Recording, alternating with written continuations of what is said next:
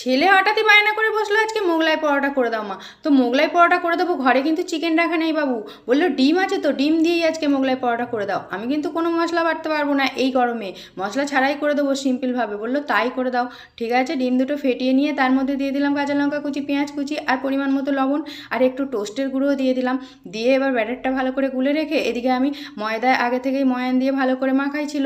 একটা লেচি কেটে নিলাম, নিয়ে তারপরে রুটির মতো বেলে নিয়ে এই যে মাঝখানে ডিমের গোলাটা দিয়ে দিলাম। দিয়ে এবার দেখো এইভাবে ফোল্ড করে নেব, যেইভাবে মোগলাই পরোটা থাকে আর কি, শেপটা দিয়ে নিলাম। তারপরে তেল গরম করে আর কড়াইয়ের মধ্যে একটা একটা করে এইভাবে দিয়ে পরোটাগুলো ভেজে তুলে নিলাম লাল লাল করে। তারপরে ভালো করে কিন্তু মুচমুচে করে ভাজতে হবে, প্রথমে লো ফ্লেমে আর তারপরে হাই ফ্লেমে ভেজে নিয়েছি।